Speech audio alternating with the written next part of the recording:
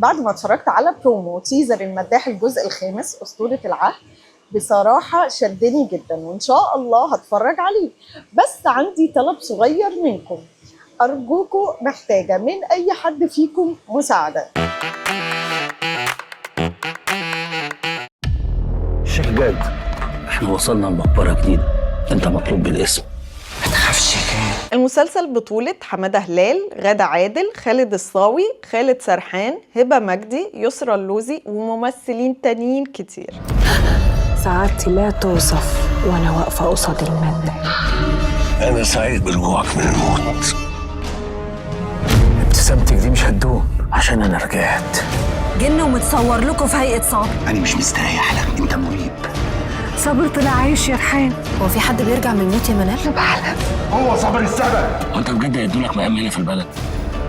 ورايا يا اخواني نروح المقام. انت مش صابر، انت منهم.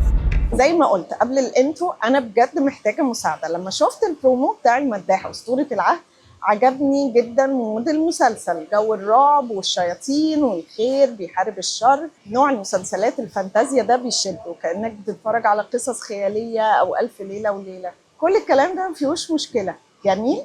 وان شاء الله هتفرج على المداح الجزء الخامس برضه كلام جميل، مفيش مشكله. طيب المشكله فين بقى؟ المشكله اني ما اتفرجتش على الاربع اجزاء اللي فاتوا.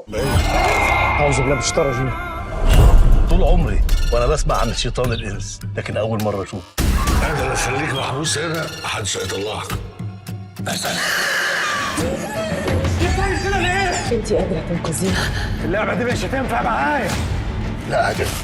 أرجوكوا محتاجة حد يحكي لي إيه اللي حصل في الأربع أجزاء اللي فاتوا علشان أتابع أحداث الجزء الخامس. ما هو مفيش وقت دلوقتي أتفرج على الأربع أجزاء اللي فاتوا.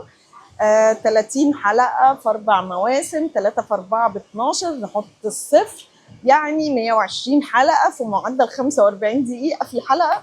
لا قدرتي في الحساب مش هتجيب الرقم ده. فأرجوكوا محتاجة حد يحكي لي الخلاصة. شوف اللي قبلك حصل له ايه بسبب. بس انت ما تعرفش نهايتك معايا هتبقى ايه. خدام بنات ابليس ظهر، بيستعدوا لك يا صابر. وستظهر الكوارث. واضح انهم بدأوا خطتهم. وعشان في ناس كتير زيي فكرت اعمل فيديو ريكاب او احكي فيه ايه اللي حصل، لما الاقي حد يساعدني ويكتب لي سكريبت ملخص الاجزاء الاربعه اللي فاتوا.